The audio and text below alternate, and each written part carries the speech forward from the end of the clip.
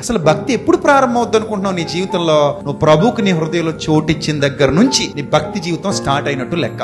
నువ్వు ఎప్పుడు నీ హృదయంలో ప్రభువుకు చోటిస్తావో అప్పుడు నుంచే నీలో పశ్చాత్తాపం వచ్చేస్తుంది, పాపభీతి వచ్చేస్తుంది, జాగ్రత్త వచ్చేస్తుంది, ప్రార్థన మొదలవుతుంది, వాక్య ధ్యానం మొదలవుతుంది. దేవుని సన్నిధికి రాకుండా ఉండలేవు, దేవుని వాక్యం వినకుండా ఉండలేవు, దేవుని వాక్యం ఇతరులకు పంచకుండా ఉండలేవు. చివరికి ఆయన కోసం ప్రాణాన్ని కూడా త్యాగం చేసేంతటి గొప్ప ఆత్మీయ స్థితికి ఎదిగిపోతావు.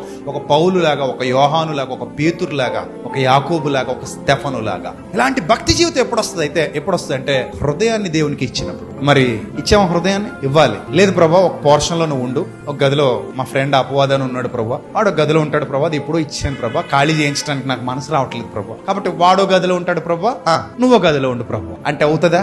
అవ్వదు. నువ్వు ఉంటే వెచ్చగా ఉండు, లేకపోతే ఎలా ఉండు? చల్లగా. కానీ